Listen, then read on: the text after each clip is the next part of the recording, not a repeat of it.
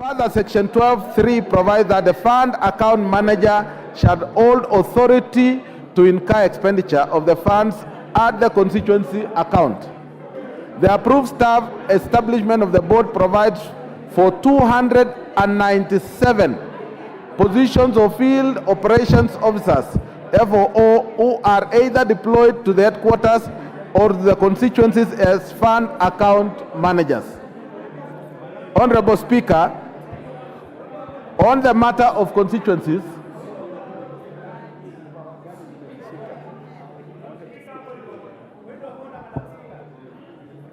on the number of constituencies that do not have substantive fund. Honorable Member for Soy, what's your... Point of order, Honorable Speaker. Thank you. Yes. I can barely hear the chair for NGCDF. Neither do I have a copy of that statement. Can they avail the copy of that statement so that if the chair is not audible, I can be able to follow? Otherwise, I might not know what he is presenting. Thank you. Yes, you can't request, if you request me, it's futile to request me for a copy. Switch off your mic. Honorable Member for Soy, it's futile for you to request me to give you a copy. You could just walk here to the clerk's table and get one. You can't hear me? I said it's futile for you to ask from your chair for a copy from me. You can walk to the clerk's table and they will avail you a copy. Did you hear that, Honorable DK? Okay. You may proceed, Honorable On the Simba. number of constituencies that do not have substantive fund account managers, and what are the reasons for that? There are currently 31 constituencies without substantive fund account managers, as summarized below. In the coastal region, Kilifi North and Lamu East, Northeastern, Garissa Township and Mandera South, Eastern, Igembe Central and Kaiti. In the North Rift, Loima, Kiminini, Nandi Hills, Mosop and Baringo South, South Rift, Keses and Bomet East, Western,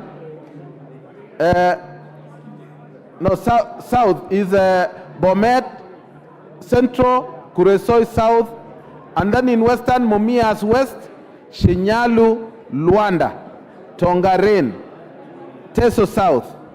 In Nyanza, we have Kisumu West, Kisumu Central, Kabondo Kasipul, Homa Bay Town, Ndhiwa, Suna West. In Nyaribari, Kitutu Chache, and in Nairobi, Embakasi South. The reason for the constituencies not having the substantive fund account managers include resignations, retirement, deaths, desertion of duty, non-renewal of contracts, and choice of some constituencies to retain acting fund account managers. Honorable Speaker, on the measures that the board has put in place to ensure proper operations and deployment of the constituencies that do not have substantive fund account managers, in a situation where a constituency does not have a substantive fund account manager, the board assigns an officer serving in a nearby constituency to work as acting fund account manager in the constituency without one. This ensures continuation of services in the constituency with the deficit pending deployment of a substantive fund account manager. Meanwhile, the board is planning to conduct new recruitment to fill the existing vacancies. On the criteria used by the board to in the deployment of fund account managers in the constituency, including determining the order to be followed when deploying. In deployment of fund account managers, the board ensures that officers are not posted to their constituencies of origin based on the database maintained by the board. The board also takes into consideration the effect of deployment to the officer's family, especially for female officers. Security considerations are also a factor in deployment of officers. Honorable Speaker, on the plans to deploy fund account managers to the constituencies that do not have substantive fund account managers, the board is putting in place measures to deploy fund account managers in constituencies that do not have. These measures include expediting conclusion of disciplinary process for officers on interdiction and recruitment of new staff to fill the vacancies. Honorable Speaker, on the number of fund account managers that are currently not deployed and why, there are 23 officers not deployed to the constituencies for reasons shown below. On interdiction, 5. On suspension, 1. Deployed to head office or regional office, 16. On sick leave, 1. Thank you, Honorable Speaker.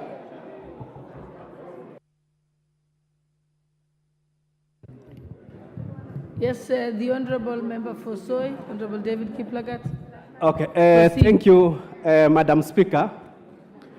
At least now I've gotten the statement. Otherwise, it wasn't audible. I really want to thank the chair for NGCDF for trying to bring this statement to the House, despite the inadequacy in terms of addressing the real issues. The real issues, Chair, looking at your statement alone, there are about 31 constituencies without substantive fund managers. And looking at the record of where they are, we have 5 on interdiction, 1 on suspension, 16 are being deployed to the head office or regional offices, while 1 is on sick leave. Honorable Madam Speaker, we need to get serious. One of the core developments that is happening in this country is through the CDF. And the management of CDF through the board needs to be above board. They need to make sure that our constituencies, the NGCDF, are working. But you can see the level of incompetence that is being shown by the board. We have a board, Honorable Speaker, that based on the budget, we know very well the NGCDF budget has been increasing. For the last 2 years alone, it has risen from 35 billion, and in the coming financial year, it will be around 60 billion.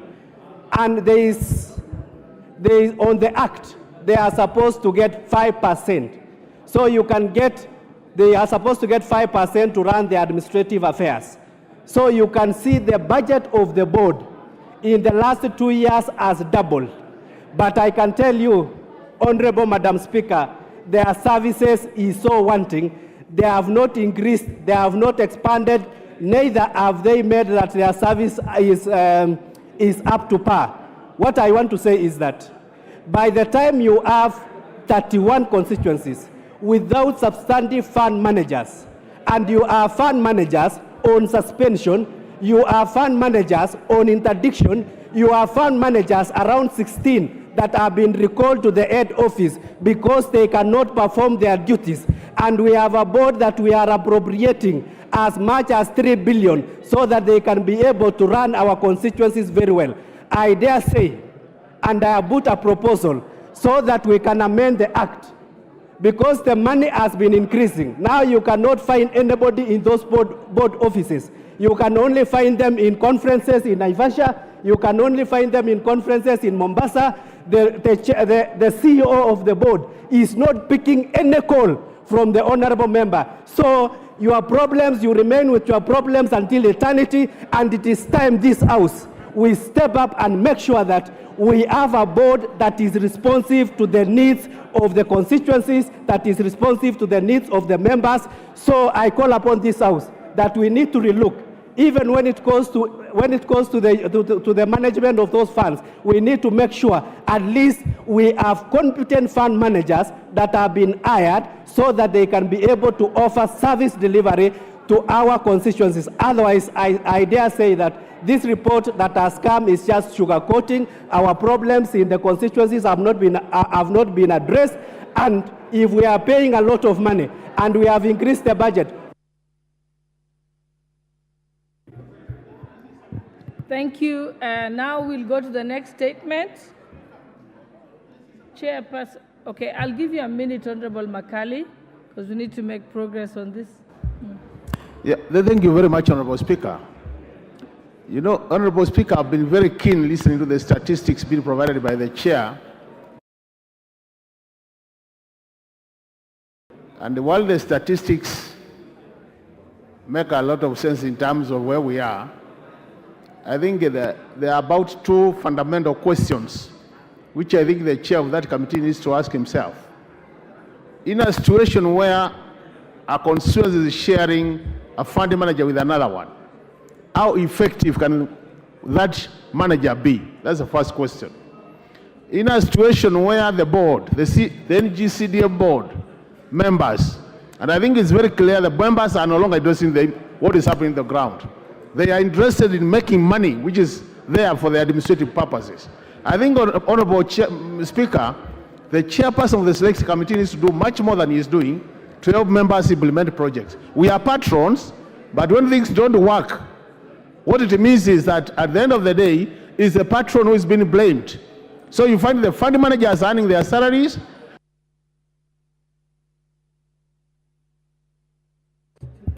Now, the chairperson for agriculture, you also have a response. Honorable Mutunga. Just one moment. What's your point of order, Honorable Nyikal? Thank you, Madam Speaker. As you are aware and you have even indicated to me, I had a motion of adjournment and the time should have actually been. I will get to you, Honorable Nyikal, you're on my schedule.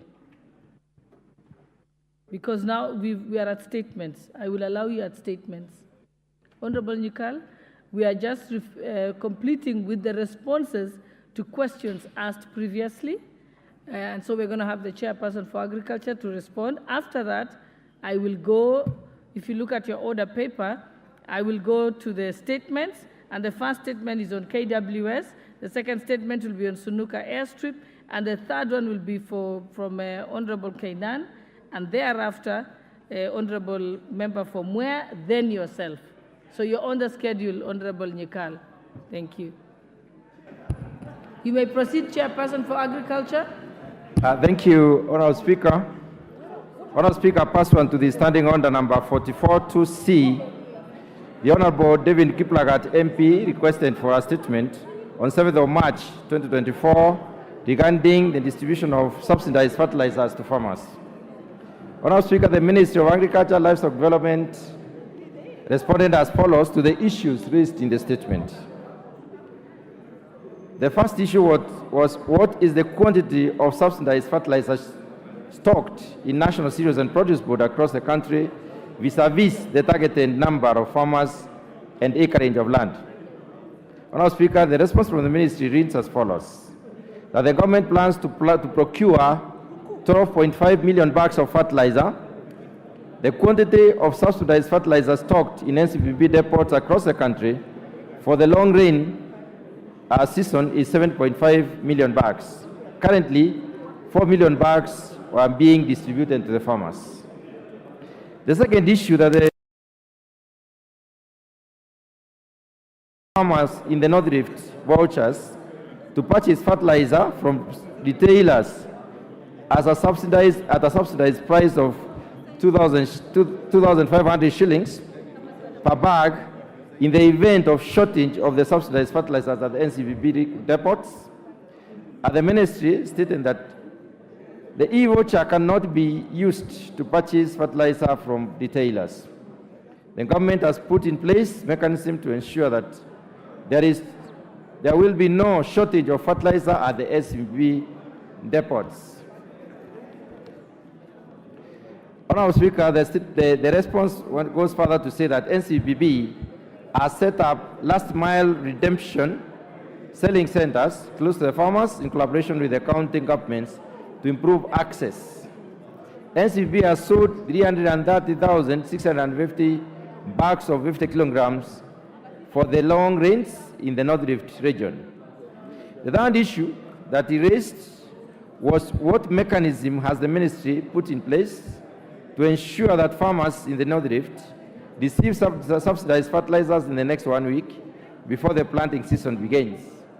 Honourable Speaker, I hereby respond that NCPB has put in place a distribution plan in conjunction with all contractors and suppliers to ensure that the required subsidized fertilizer reaches all the depots and last mile centers in time before the planting season begins. The fertilizer distribution schedule started on 11th of March 2024, and we have a table on our speaker which basically shows that was in Gishu. The first week was given 63,800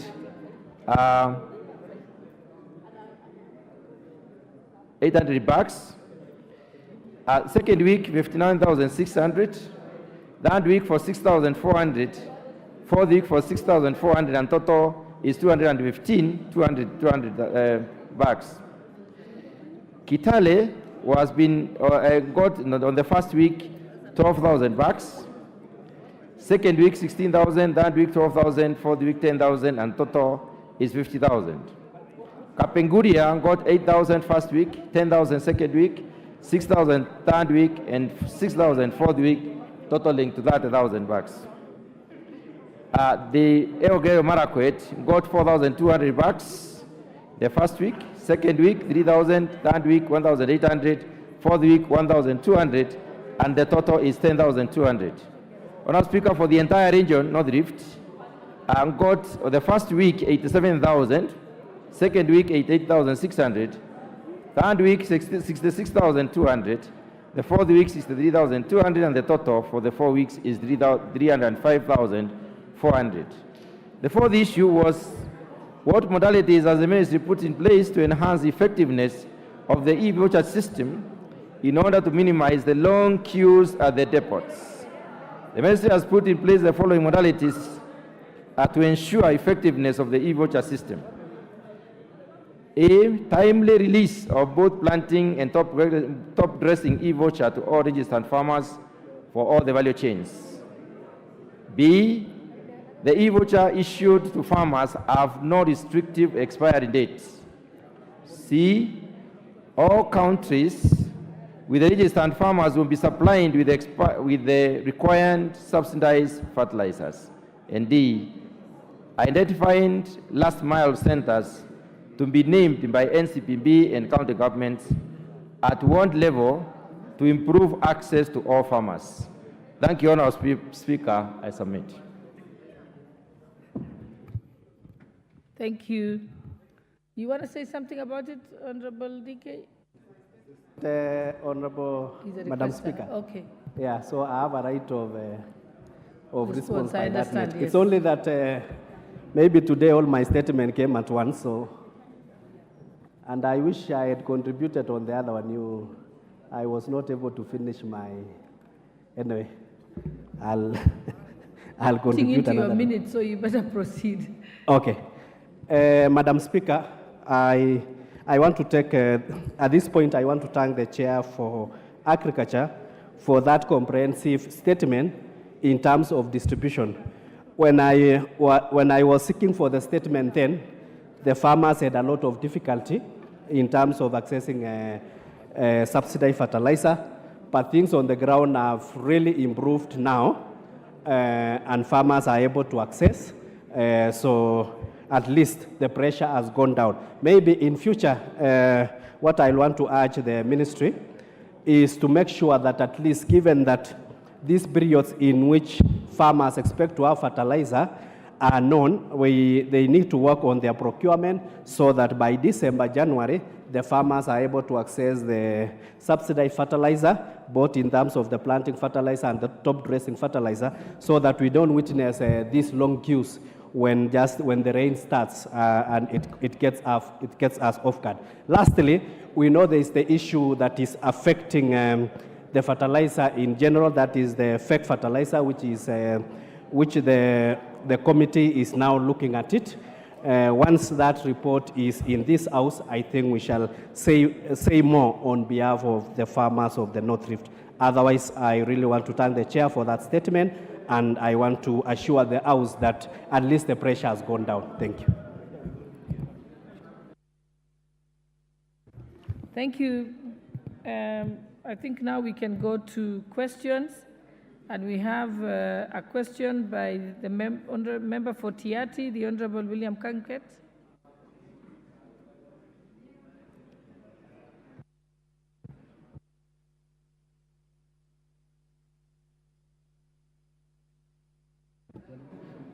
Thank you, Honorable Speaker.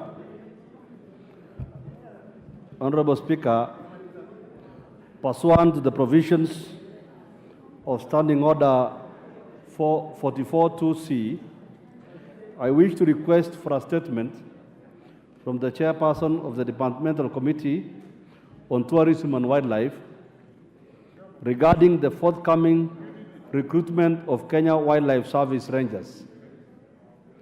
Honorable Speaker, on the 19th of March 2024, the Kenya Wildlife Service advertised vacancies for assistant warders and rangers to be stationed in conservation areas across the country.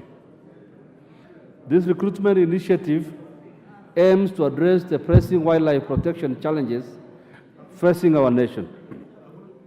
As per the advert, Madam Speaker, the recruitment process shall be conducted at the county level. Honorable Speaker, while commendable, it is crucial to acknowledge that many applicants may currently be unemployed and hence facing financial challenges that could present logistical problems for numerous of them who must travel to the designated recruitment centers. It is against this background, Honorable Speaker, that I request for a statement from the chairperson of the Departmental Committee on Tourism and Wildlife on the following. Number one, could the chairperson state the reasons of conducting recruitments of the KWS Rangers at the county level as opposed to the sub-county level, which will help alleviate travel costs for the potential recruits? Two, could the chairperson, Madam Speaker, address as to whether there is a possibility of relocating the recruitment venues to the sub-county level? Honorable Speaker, I want to plead with you that this is the only route that was available to me to request this very urgent, or to speak on this very urgent matter. I'll be asking you, Honorable Speaker, to take it within you and possibly make a ruling because of the urgency of this matter, to ask the Ministry of Tourism and Wildlife to urgently reconsider the matter of recruitment of KWS officers or rangers and wardens, so they are able to be recruited, Madam Speaker, at the sub-county level to address the issues I've raised of transportation and the potential marginalization of those recruits, because the current... Honorable Kamket, you have now moved from making a statement to debating your statement. And the honorable member, the honorable chairperson for tourism is here, and so the matter will be referred to him, your statement will be referred to him, and then you'll be able at that time to respond to him. But you're debating it at the moment. Yes, you can say one word here. Madam Speaker, I understand. I am... Majority Leader, I'll give you a chance. I understand, Madam Speaker. The problem is this. This is an extremely urgent matter, given that recruitment begins next week. And I am seeking a consequential a ruling from you, Madam Speaker, that this matter, I had only to go this route because I had no other route. But I'm asking, Madam Speaker, because given the urgency of this matter, could you kindly just ask that this matter either be postponed and pushed to sub-county level because of the urgency, because it begins next week.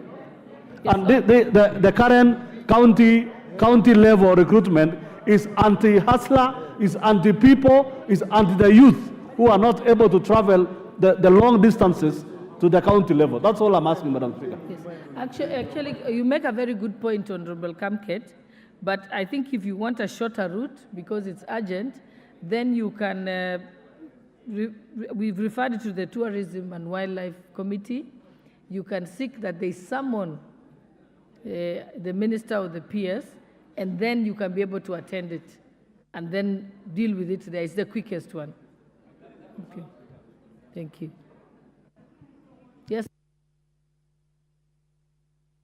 You can give him the mic. Yes, Madam Speaker, could you make that ruling that the Cabinet Secretary be summoned tomorrow? Tomorrow, because the recruitment begins on Monday next week, Madam Speaker. That's all I'm pleading with you, Madam Speaker. I will just seek Could you that, I'm not the chairperson of the Tourism Committee and don't have powers to summon the minister, but I can direct that chairperson does summon the minister to be able to explain.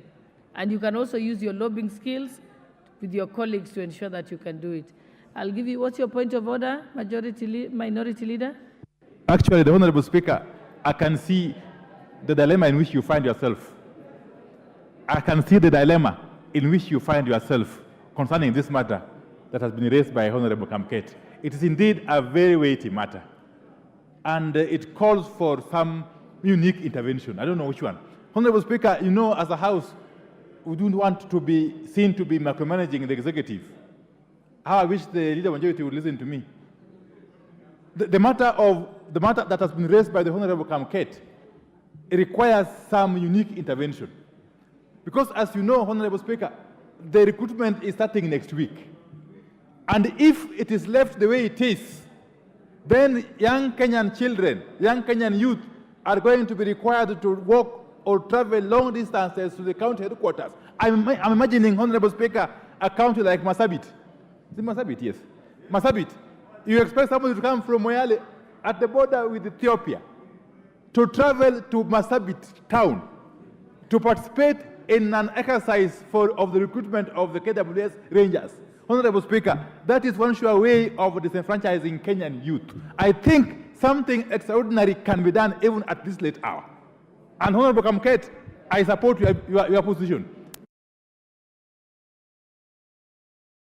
To decentralize this exercise to the sub-counties, to the constituencies, then it can be suspended. Because the world is not ending tomorrow, the world is not ending today. We can suspend it and have it done in a manner that meets the expectations of Kenyans, majority of whom I know actually support to equity, Honorable Speaker. Thank you. Thank you. But I think, again, I'll say, I think the quickest way is to actually get the minister summoned to the Committee on Tourism. But Majority Leader, you have a point of order? Thank you, Honorable Speaker. Honorable Speaker, I rise to support this statement by the Honorable Kamket. Honorable Speaker, it is indeed true that punishing unemployed young Kenyans to travel long distances to their county headquarters should be a thing we should not be doing at this particular time, Honorable Speaker. And I want to support that recruitment, just like we do with the police, like we do with the military, even KWS should be recruited at the sub-county level.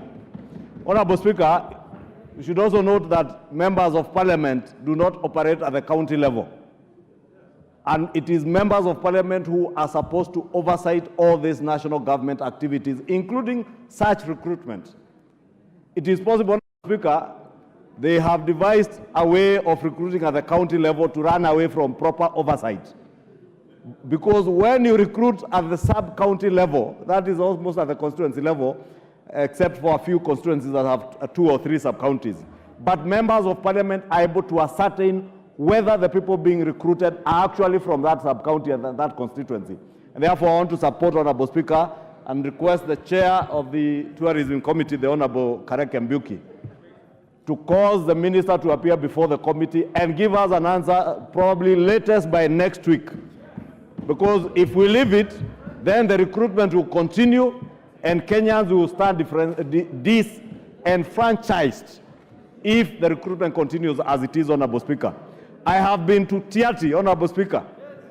If you go to Tiati, what the Honorable Kamket is fond of referring us to East Pokot County. Tiaty by itself is bigger than Kiambu County as a whole. So if you're asking the people of Tiaty to travel from Tiaty to Kabarnet, Honorable Speaker, in this era of banditry, you are subjecting these young men and women. Honorable Speaker, protect me from the Honorable Jamatia. There is no community, Honorable Jamatia, that are bandits. Bandits are criminals who should be seen as criminals. And Honorable Speaker, I was saying we should not subject young people from moving across the length and breadth of their counties in search of employment. And I really want to plead with the Ministry of Tourism and KWS to reconsider and recruit at the sub-county level. I know the numbers may not be many at the sub-county level, but it is okay. You would rather recruit 3 or 4 people from each sub-county than going to recruit 100 from a county level, at the county level, Honorable Speaker. And I really want to support and request the chair. I don't know if the chair is in the house. That they table a statement latest next week, Thursday. It's going on already. Honorable Jeanette, what's your point of order?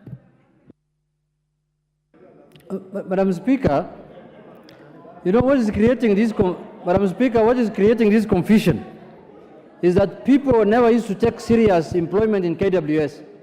Even previous, it's because of the high rate of unemployment that people now are taking it very serious. Before that... Honorable members, just be quiet. I'm trying to hear what Honorable Jeanette is saying. Last year, they did recruitment. I mean, 2 years ago, they did recruitment, and they did the same way. But now, because of high rate of employment, people are taking it more serious. That's why they want more involvement, Madam Speaker. Madam Speaker, the question I want to ask, and I think the majority leader could help us in this, if the recruitment is starting on Monday, and today is Thursday, tomorrow is Friday, and the second day is Saturday and Sunday, how will this recruitment be stopped today unless, only the majority leader can sort this one. If we can get us an executive order to stop the recruitment. Otherwise, everything is set, Madam Speaker.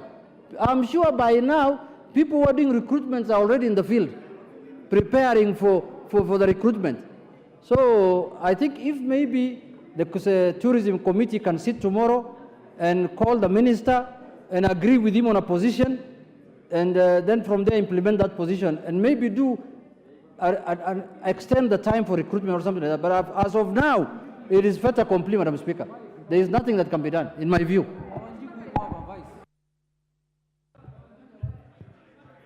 Honorable KJ, you had spoken to this matter before, so let's go to the Honorable Member for Embakasi South, Julius Mwathe, but it's actually the same argument, because I know that your issue was also about recruitment and that it was being done in Nairobi County in one place at Nyayo Stadium.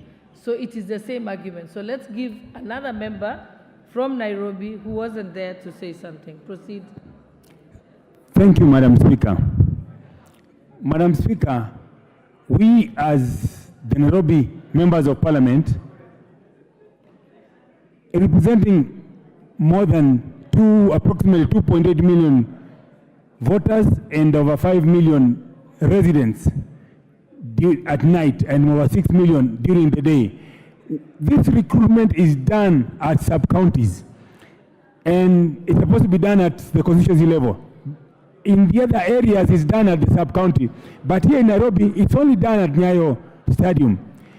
Nyayo Stadium, there is no recruitment that takes place. It's just filling in of the names that the recruiters came with. Be it the police and the other, I don't want to mention.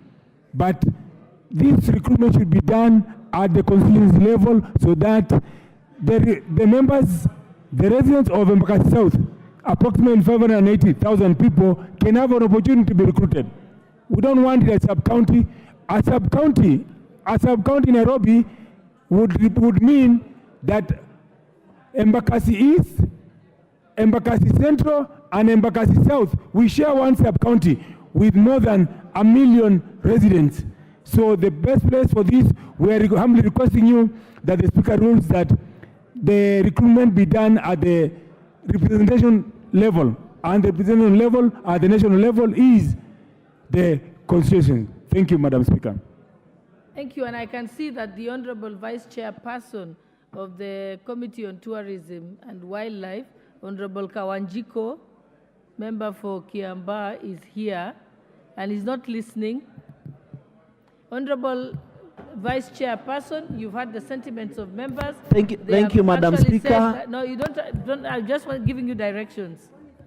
I'm giving you directions, Honorable, just because your chairperson is not here, so that you can ensure that your committee summons the minister as soon as possible. The letters can go out as early as Monday. Then they can be able to know that there's a crisis with the recruitment.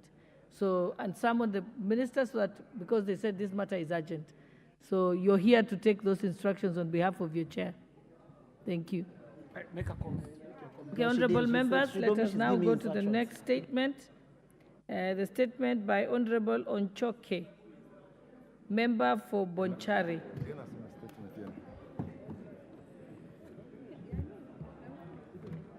Honorable Speaker, pursuant to the provisions of Standing Order 44, paragraph 2, paragraph C, I rise to request for a statement from the chairperson of the Departmental Committee on Transport and Infrastructure regarding the status of the Suneka airstrip.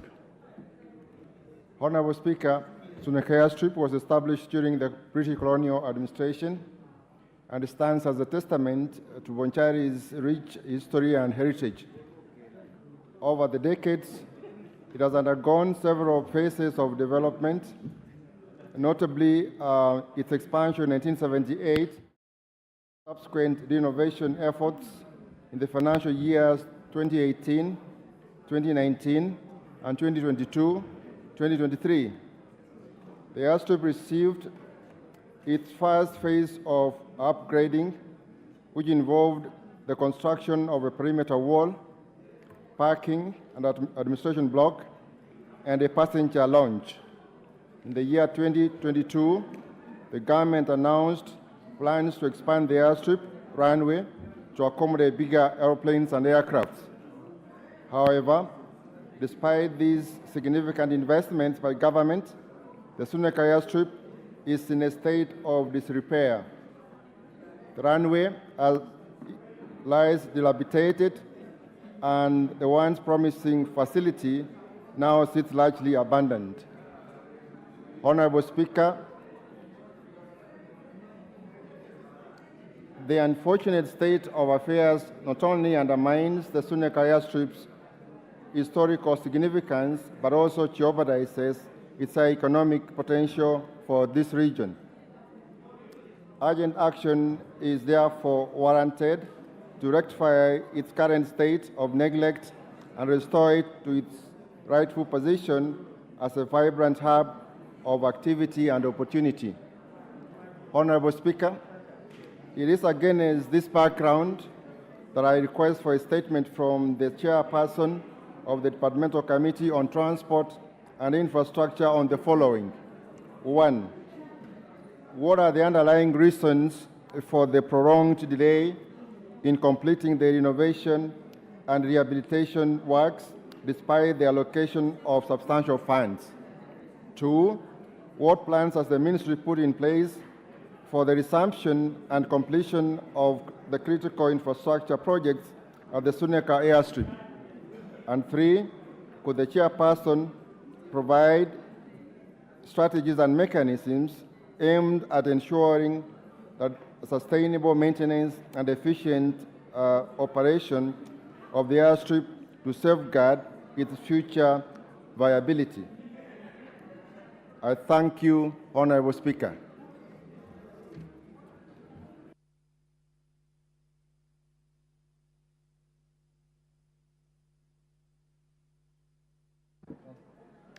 Chairman, Transport Committee, is the chair in the House?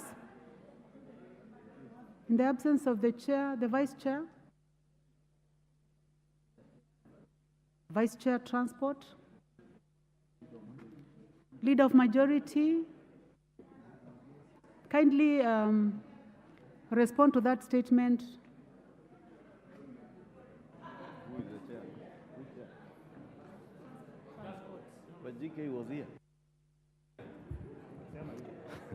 Honorable Speaker, I don't know where the chair transport has gone to, because the last time I checked, he was seated somewhere here. But I will relay that information to him, and he can advise the House on Tuesday when he can bring a good answer. So make sure that you're in the House on Tuesday as a decision on when the statement will be made. Honorable members, the next is the member for Aldas, the Honorable Kainan.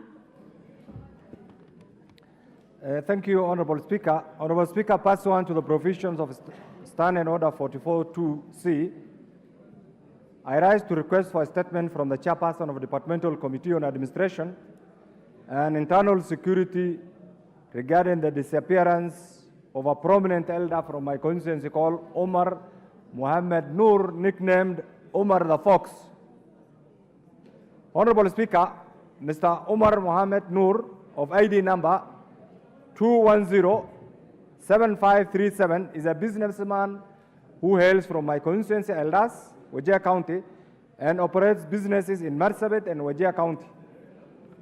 He was reported missing on 23rd March 2024 under OP number 13/30/324 at Marsabit Police Station. Madam Speaker, efforts by his family to establish his whereabouts have borne no fruit. This has subjected his family to mental anguish and uncertainty regarding his well-being. Honorable Speaker, Article 29 of the Constitution provides for the right of every person to freedom and security.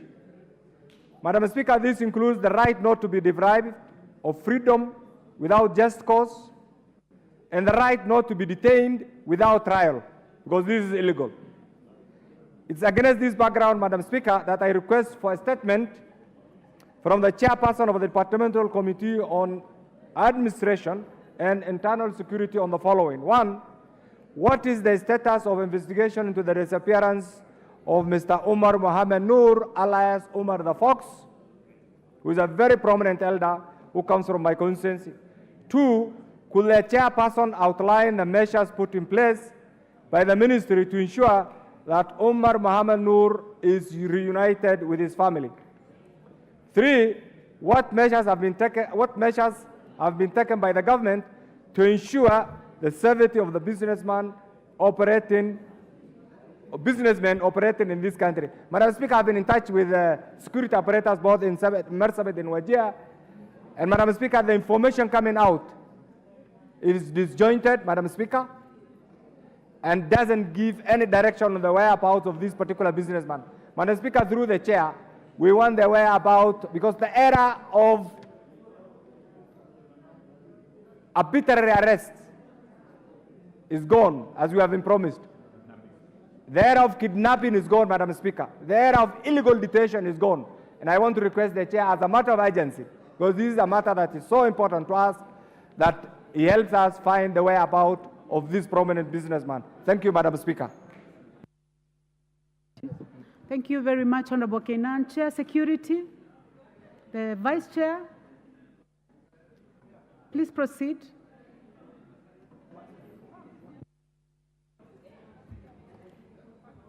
Thank you very much, Madam Speaker. Honorable Raso, please proceed. Thank you, Madam Speaker.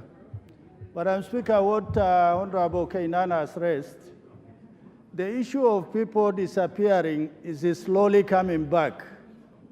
And for all intent and purposes, I thought we buried that with the last government. The idea of Kenyans disappearing, when they are law courts, when they are law enforcers, if anybody is believed to be involved in crime, they must have their day in court. For that reason, Madam Speaker, you give us 2 weeks. We'll speak to the ministry to be able to respond in 2 weeks. Thank you, Madam Speaker. Thank you very much, Vice Chair. 2 weeks, Honorable Kenan. I believe that is quite in order, Honorable Kenan. Madam Speaker, we are talking about the arbitrary arrest, disappearance, and my good friend, the Honorable Raso, a distinguished member and our patron, I thought will be the first person to say that he will submit this report within the shortest time possible. So I want to believe with him. 2 weeks is such a long time. Because we do not know whether this person is dead. Madam Speaker, if there is an issue of criminal in nature, the law requires that first investigations be conducted, the persons be arrested, arraigned in court, and subjected to the criminal justice system. Madam Speaker, just like he has alluded, I thought some of these things were gone with the past regimes. So I want to believe with my patron here. 2 weeks is such a long time. Can you give us an answer by Tuesday so that we know whether this person is alive or not? Can we have the answer tomorrow or latest Tuesday? Honorable members, I see several interventions, but I do not want to encourage debate on this. I would like to ask the Vice Chair, based on the sensitivity of the matter, before I go to you, I'll give a chance to the Honorable Junet. 1 minute, Honorable Junet. Honorable Speaker, I'm shocked that the Vice Chair can say 2 weeks. Madam Chair, I want him to put himself in the shoes of the family that have lost that businessman. The status, the situation as of today, Madam Speaker, they are suffering, they are in agony, they don't know whether their person is alive or dead, Madam Speaker. And this is, we have been told extrajudicial killings are over, those things will never happen again. Can you produce that man dead or alive tomorrow? Tomorrow, not even 2 weeks or 3 weeks. Tomorrow morning, that man, their family should get the body or they should get the person. Honorable members, a statement that has been sought obviously has timelines, but I would like to go back to the Vice Chair based on the sensitivity of the matter as has been elaborated by the member for the Honorable Kainan and also has supported by the Honorable Junet. Can you please respond on when is the shortest or the nearest that you can give us a response to this? Thank you very Honorable much. members, please let's give an opportunity to the member for Saku and the Vice Chair to respond. Thank you very much, Madam Speaker. I believe Honorable Kainan is loud and clear. I think Kenya is governed by the rule of law. And we must work within the rules of the possible. And I think you give us 7 days as a committee to be able to push the ministry to be able to give us a response. Thank you, Madam Speaker. Honorable members, I think we put that to rest, 7 days. Thank you. Well, the next statement is by the member for Mwea. Please proceed.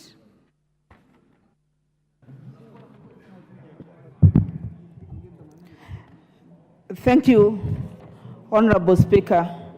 Honorable Speaker, pursuant to the provisions of Standing Order 44-2C, I rise to request for a statement from the chairperson of the Departmental Committee on Blue Economy, Water and Irrigation regarding the irregular maintenance of the drainage systems on farm roads and canals that has caused flooding in Mwea irrigation scheme and the surrounding areas.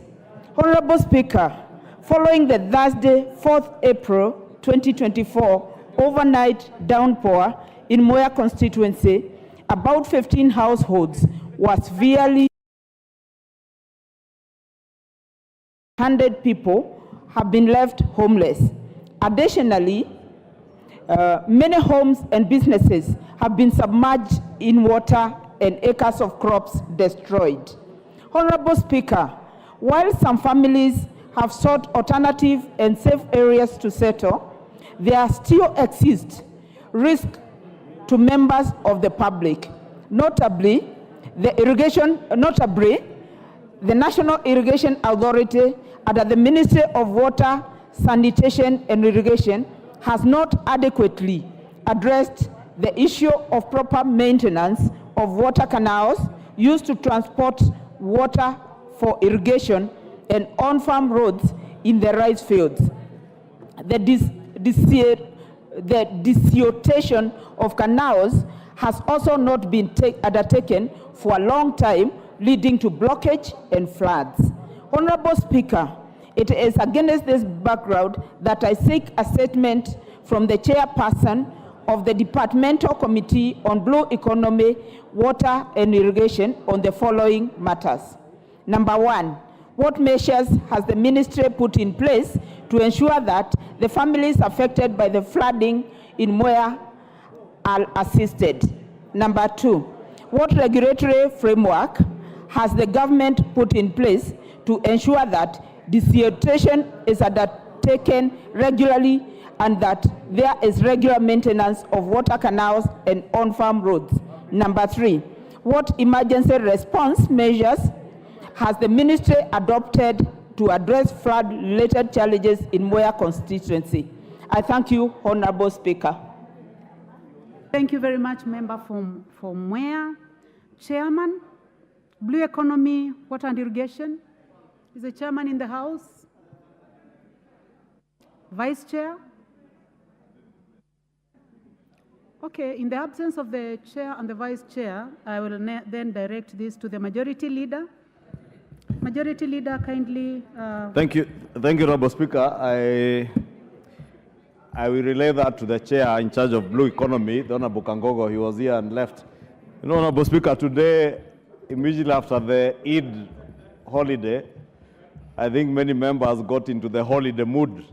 That is why you see our numbers are not very pleasing this afternoon. But I will make sure that the chair, the Honorable Kangogo, gives a statement, an answer to that statement by the member from Mwea in the course of next week. And indeed, I want to agree with the member from Mwea. And I saw the suffering that the people of Mwea are going through on TV the other day. And on engagement, Honorable Speaker, I was able to gather that the National Irrigation Authority, NIA, are not desilting the canals that should be taking water from the dam and even containing some of the flood waters, and that is why the water is ravaging the villages where people are living. Honorable Speaker, it is sad that when it's raining like now, instead of harnessing the resources we have in terms of water resources to get into the dams, the bar that was commissioned recently, by just desilting, Honorable Speaker, and taking care of the road infrastructure in Mwea.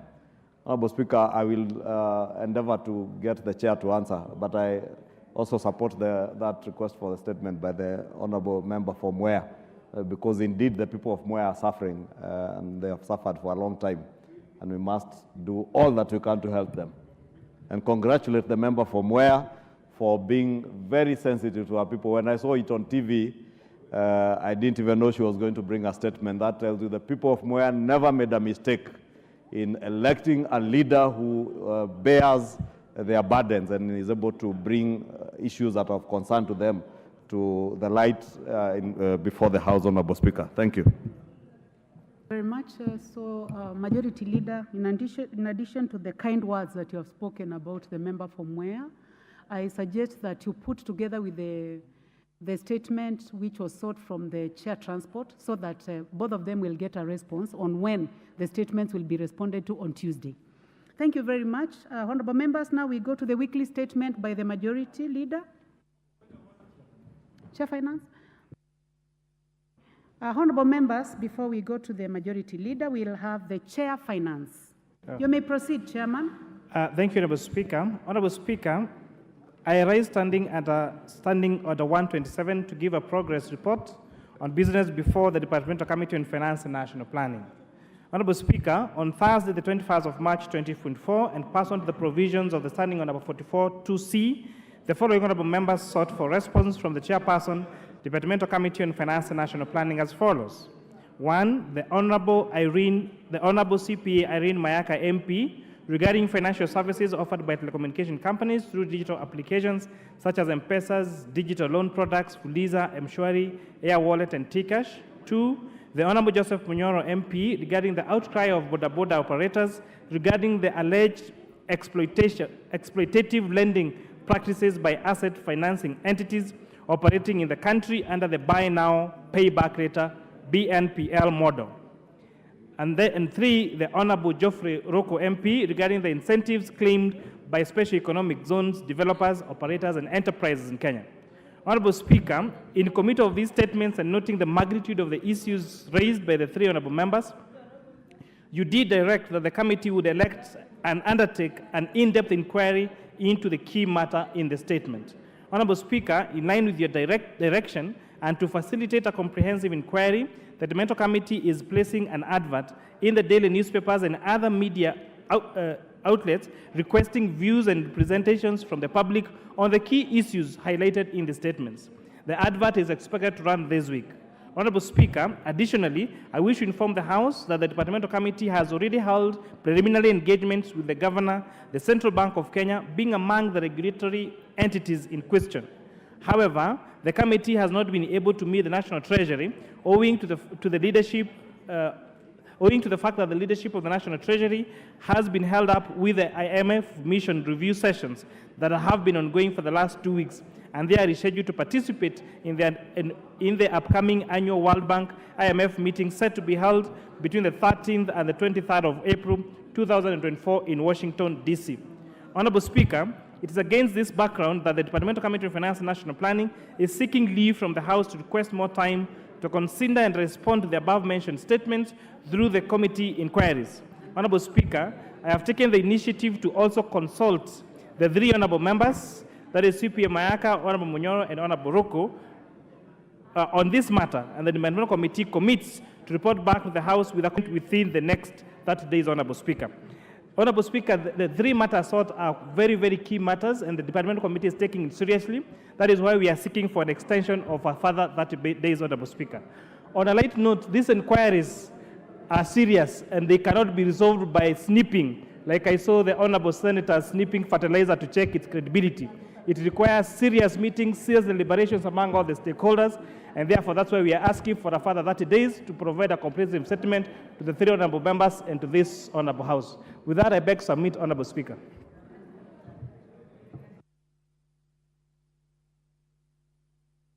Chair, I was waiting so that you can request. How much more time do you need? Honorable Speaker, we request for 30 more days to lay the three comprehensive statements. 30 days? Yes, the Honorable Speaker, the Speaker requested that it may be an inquiry rather than a statement, and therefore, from to the banks, to Central Bank of Kenya, to National Treasury, 30 days will be sufficient. If it is an inquiry, this being an inquiry, then you deserve the 30 days. So you will have 30 days so that you can respond to all those issues. Honorable members, now let us proceed to the Majority Leader's statement. Majority Leader, it's your time. Sorry, Honorable Speaker, I was consulting with the Honorable Junet, you know, is a very good leader from the minority. Honorable Speaker, pursuant to the provision of Standing Order 44.2a, I rise to give the following statement on behalf of the House Business Committee, which met on Tuesday, 9th April 2024, to prioritize the business for consideration during the week. Honorable Speaker, I also wish to officially welcome members back from the short recess, and I encourage you all to remain dedicated and focused as we continue in what promises to be a busy part of the session. I further urge committees with priority business pending before them to expedite all the business was to enable its conclusion by the House within the next few weeks. Honorable Speaker, it's important for members to note that this session will be quite short, considering we are already done with the first week that had a break yesterday, and 1st of May also falls in the course of the week. And therefore, with 3 weeks, we have very few sittings remaining. Therefore, Honorable Speaker, with regard to business for the next week, the House will continue debate on the second reading of the following bills, should they not be concluded today: the National Land Commission Amendment Bill of 2023, the County Licensing Uniform Procedure Bill, Senate Bill number 9 of 2022, the Land Laws Amendment Bill, Bill number 2 of 2023, and the Independent Electoral and Boundaries Commission Amendment Bill of 2024. Additionally, Debate will also be undertaken on the following motions, some of which are listed in today's order paper should they not be concluded. 1. Reports of the Auditor General on the National Government Constituency Development Fund for the 5 constituencies in Vihiga County. 2. Reports of the Auditor General on the National Government Constituency Development Fund for 9 counties in Bungoma County. 3. Consideration of nominees for appointment to various diplomatic offices. 4. Reports on defense, intelligence, and foreign relations on its consideration of the African Union Convention on Cross-Border Cooperation. 5. Report of the Public Petitions Committee on its consideration of the public petition on funds spent contrary to the provisions of Article 223 of the Constitution. 6. Report of the Parliamentary Broadcasting and Library on enhancing reporting of parliamentary business on online platforms. 7. Report of the Committee on Regional Integration on its inspection to the semi-autonomous institution of the East African Community in Uganda. 8. Report of the Committee on Implementation on the implementation status of reports on petitions and resolutions passed by the House. And 9. Report of the Trade, Industry and Cooperatives Committee on its consideration of the alleged unfair trade practices by foreign investors in Kenya. Honorable Speaker, in accordance with the provision of Standing Order 42A, 5, and 6, I wish to convey that the Cabinet Secretary for Health is scheduled to appear before the House on the afternoon of Wednesday, 17th April 2024, to respond to the following questions. Question number 1, question number 9 of 2024 by the member for Westlands, Honorable Timothy Wanyonyi, CBS MP, regarding the delay in posting of medical interns and implementation of the collective bargaining agreement signed in 2017 between the Kenya Medical Practitioners, Pharmacists, and Dentists Union and the Government of Kenya. Question number 020 of 2024 by the member for Ruiru, the Honorable Simon Kingara MP, regarding the imposition of high deposits by the Kenyatta University Teaching and Referral Hospital, KURTRH, before attending to patients. 3 is question number 21 of 2024 by the member for Baringo Central, Honorable Joshua Kandie MP, regarding details of all the community health promoters in all the 290 constituencies in the country. 4 is question number 086 of 2024 by the member for Nyeri Town, Honorable Duncan Mathenge MP, regarding the factors used to determine the amount of money a non-salaried Kenyan citizen ought to pay to the Social Health Insurance Fund. 5 is question number 087 of 2024 by the member for Nairobi County, Honorable Esther Passaris MP, regarding the measures taken by the government to equip hospitals to test and treat Helicobacter pylori. Esther Passaris MP, regarding measures taken by the government to provide surgical operations and medication for patients suffering from fistula. Honorable Speaker, the House Business Committee shall reconvene again on Tuesday, 16th April 2024 to schedule business for the rest of the week. I now wish to lay this statement on the table of the House. Thank you, Honorable Speaker. Thank you very much, Majority Leader. Honorable members, this afternoon, seated in the Speaker's Gallery, we have University of Nairobi Students Association from Starehe Constituency, Nairobi County, and Wamba Christian Catholic Missionary CCM Junior School from Samburu East Constituency, Samburu County. You are welcome to the National Assembly.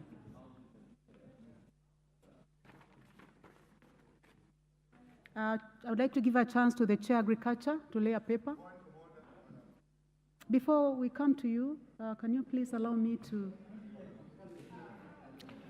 Thank you, Honourable Speaker. Honourable Speaker, I beg to lay the following paper on the table of the House today, Thursday, 11th of April 2024, report of the Departmental Committee on the Agriculture and Livestock on its consideration of the Cotton Industry Development Bill, Senate Bill number 5 of 2023. Thank you, Honourable Speaker.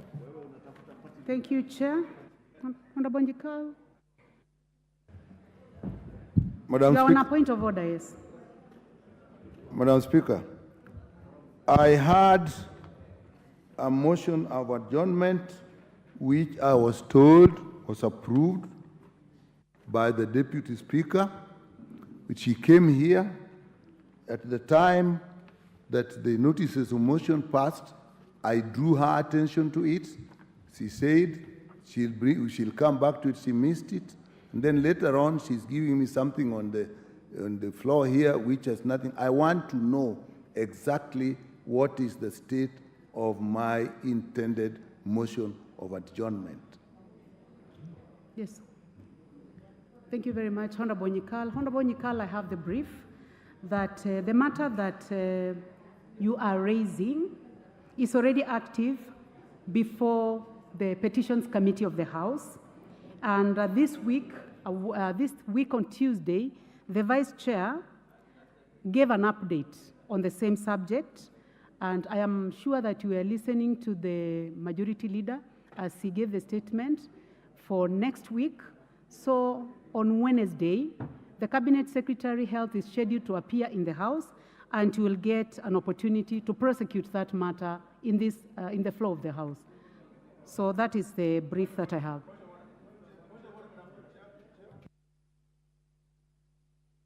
I would like to give the first opportunity, obviously, to Dr. Nyikal.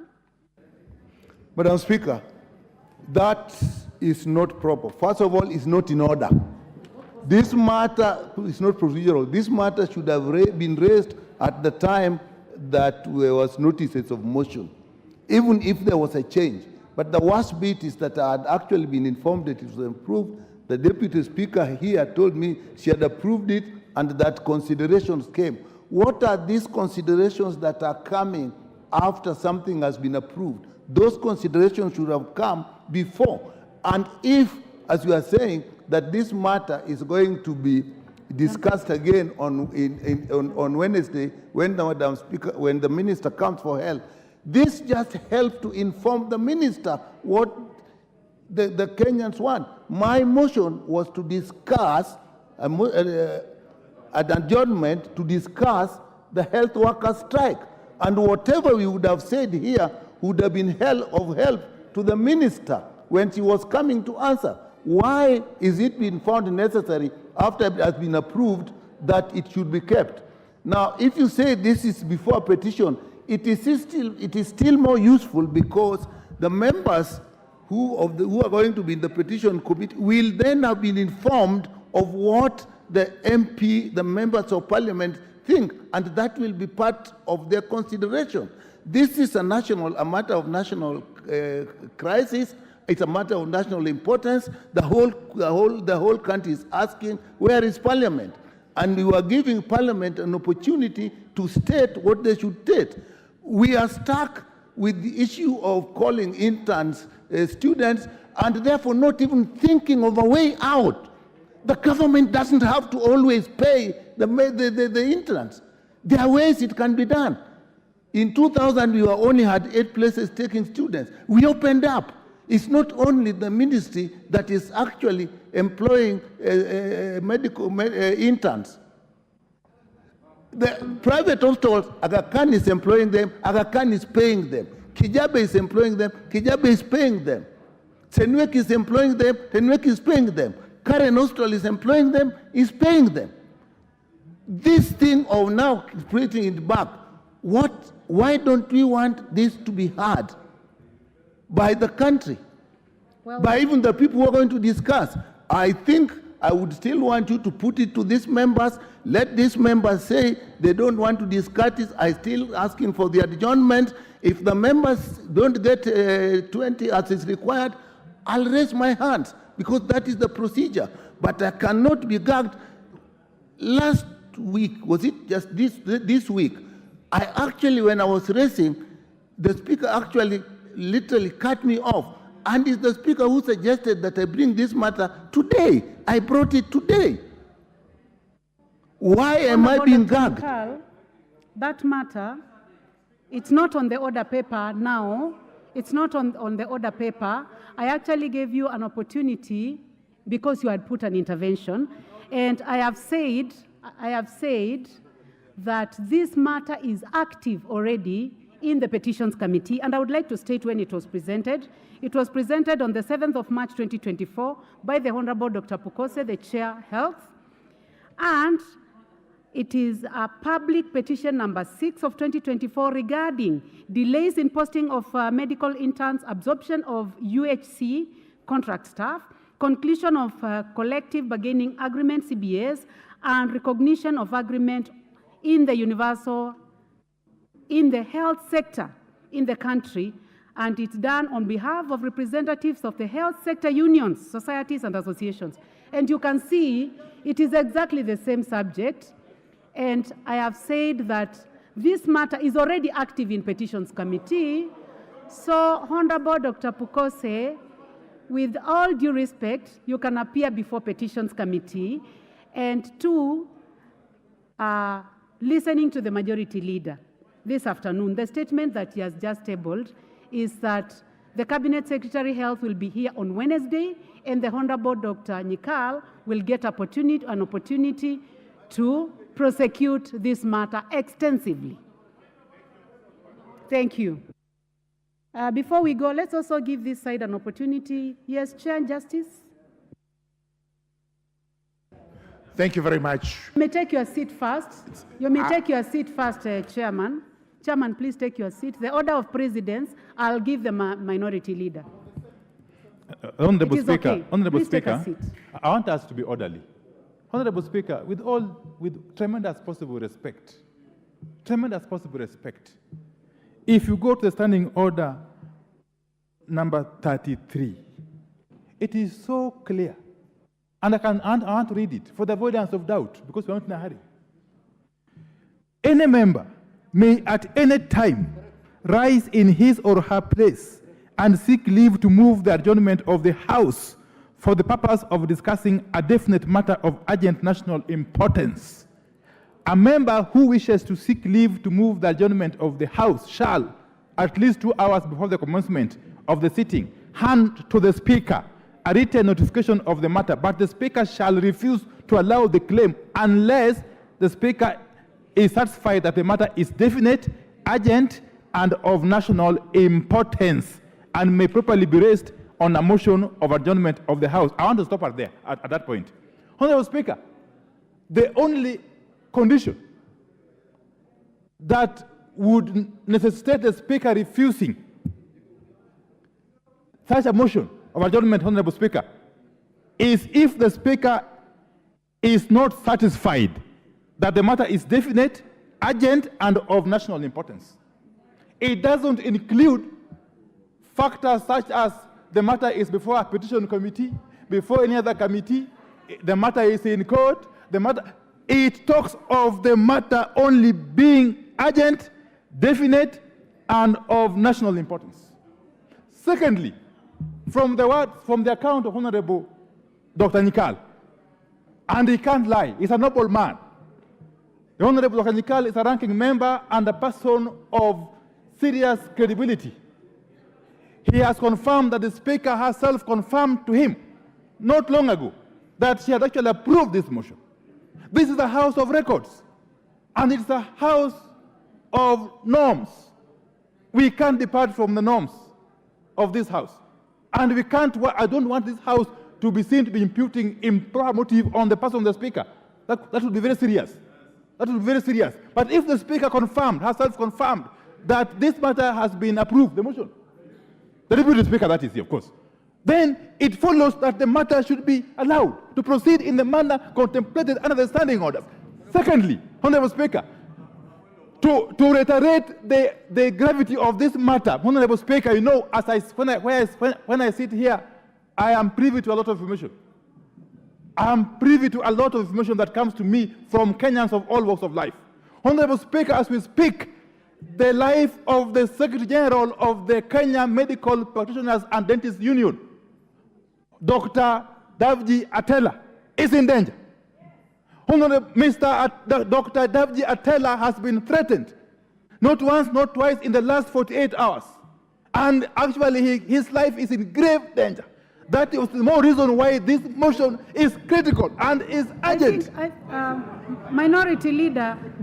Honorable Speaker, this matter is not a laughing matter. This matter is not a laughing matter. This is a very, very serious. I am on a point of order. Leader. I am on a point of order. I am on a point of order. You cannot interrupt me. Hey, stop that gentleman from making noise. Honorable Speaker, this is a matter of urgent national importance and of serious gravity. It has to be prosecuted in the manner contemplated in the standing order. Anything less than that will be total chaos. You have made your point. You have made your point. Majority Leader? Majority Leader now? Minority Leader, thank you very much.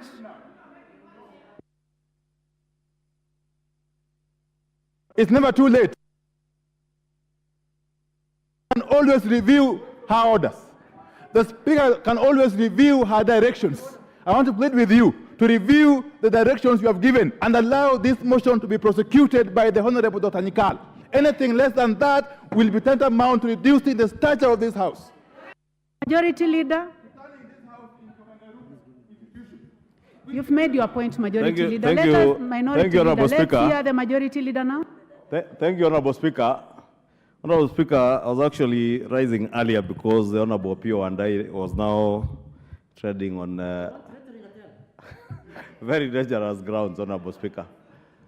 Because one, when the leader of minority avers that he has information that has come to him that any Kenyan's life is in danger, the responsible thing to do first is to make sure that he reports to the police.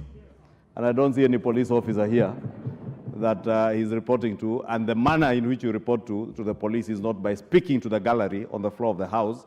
I do hope that the leader of minority will walk to the DCI offices right outside Parliament, at Parliament Police Station, and report whatever information he has.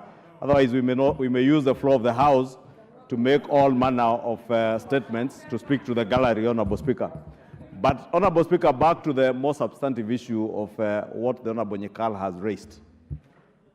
And the leader of minority also averred that Honorable Nikal had confirmed that the Speaker alluded that there was an approval of the motion. Honorable Speaker, it is true what the Honorable leader of minority says. We are a house of procedures. And procedurally, what happens when you request for an approval of a motion of adjournment from the Speaker will approve it, and it will go back to the clerk's office for it to find its way to the House. The fact that that motion is not on the clerk's desk here, because I have checked with the clerk's desk, and there is no such motion that is approved.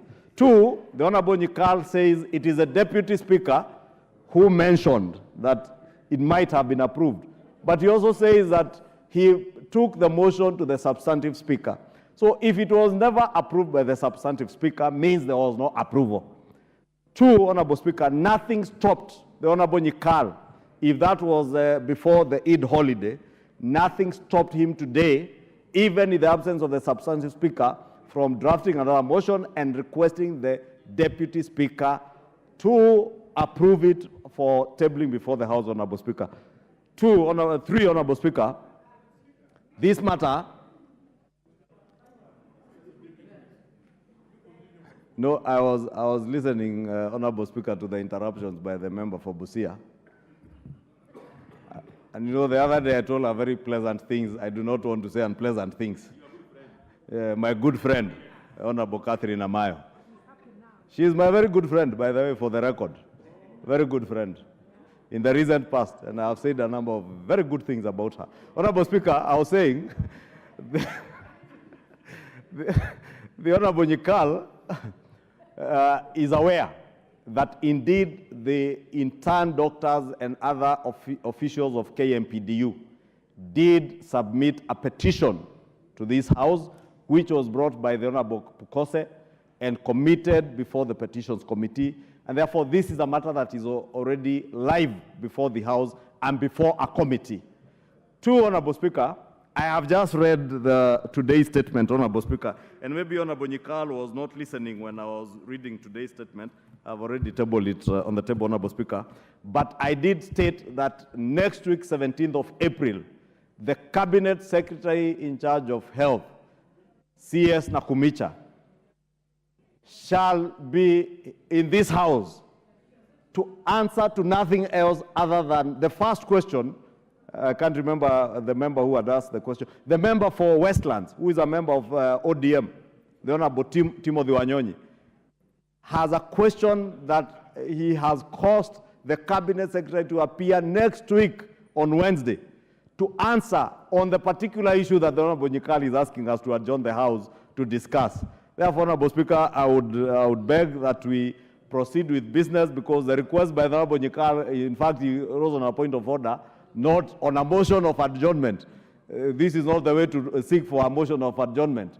And therefore, I would plead that in line with what the Honorable J.B. Muturi would always say, this is not business. We go to the business on the order paper for the day, and we wait for next week when the Cabinet Secretary will be here. And the Honorable Nyikal is a polished medic. He can take the Cabinet Secretary, and I want to invite you, Honorable Nyikal and Honorable Pio and I, come and take the Cabinet Secretary to account. And every other member of this House is at liberty to do that next week. Therefore, Honorable Speaker, I would beg that you close this matter at that, because I was getting very apprehensive, because we are now on the verge of discussing the person or the conduct of the Speaker from what I heard from the other side, and we should never allow ourselves to get to that point. And therefore, I want to beg that we go on with business. This is not business. Honorable members, indeed, the screen is full of interventions. And in the interest of time, honorable members, I would like to plead with you that we need to go to the business for the day. Honorable Nyikal, you made your point. You made your point.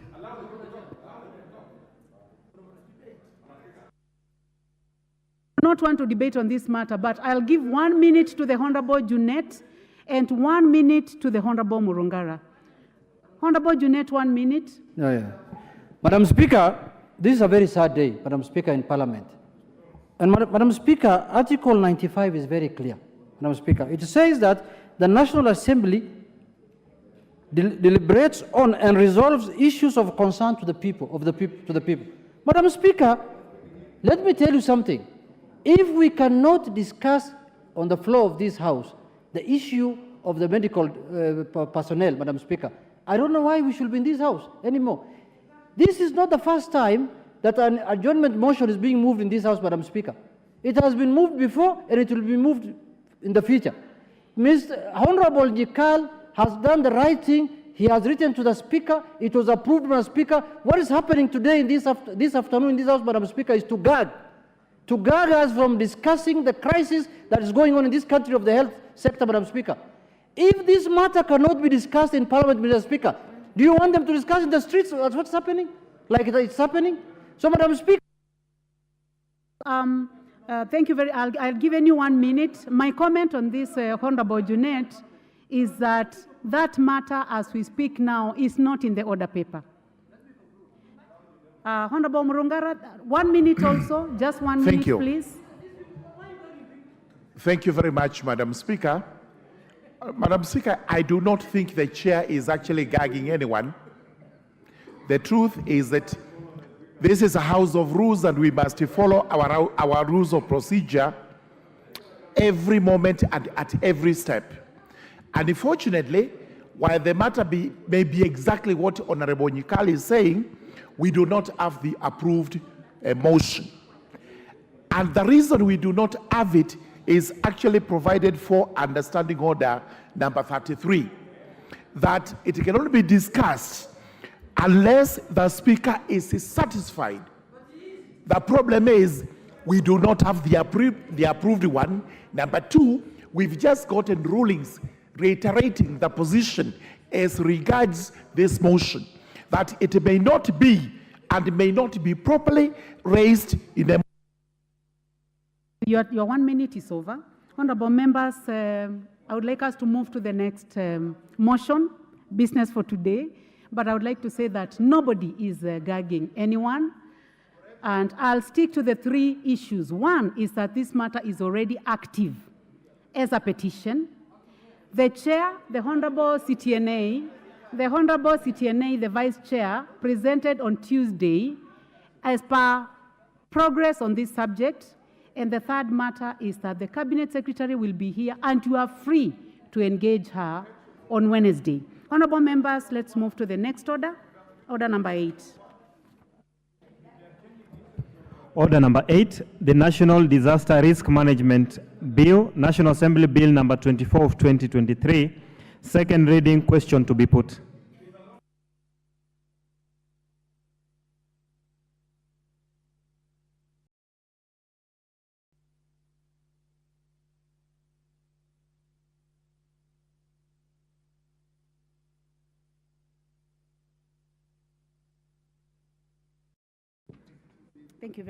Thank you very much. Honorable members, I would like now to put the question that the National Disaster Risk Management Bill, National Assembly Bill number 24 of 2023 be now read a second time. Will as many as are of that opinion say aye? Will as many as have a contrary opinion say nay? The ayes have it. A bill for an act of parliament to establish the National Disaster Risk Management Authority, the county disaster risk management committees, to provide a legal framework for the coordination of disaster risk management activities and for connected purposes. Thank you. Next Order number 9, the Social Assistance Amendment Bill, National Assembly Bill number 80 of 2023, first reading. A bill for an act of parliament to amend the Social Assistance Act and for connected purposes. Honorable members, I would like to order that we reorganize business for the House, that we will go to order number 11, and then we'll come back to order number 10. So order number 11. Order number 11, motion. Reports of the Auditor General on the National Government Constituencies Development Fund for 5 constituencies in Vihiga County. Resumption of debate. Thank you very much. Honorable members, there is no one who was on the floor on this one, so it is open to debate. You may proceed. Those who have interest in debate in the motion number 11.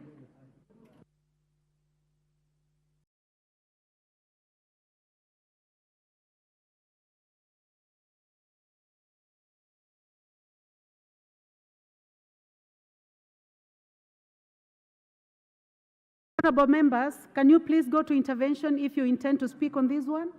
Order number 11. Well, honorable members, there be no interest. You are here? You are there?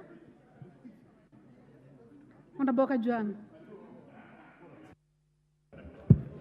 Madam Speaker, we are still absorbing what has happened. But anyway, we will have another day. Every dog has its own day. Madam Speaker, the question of audit on CDF accounts is important. The other day, I raised a quorum issue because we were just a few of us, 2, 3 or so.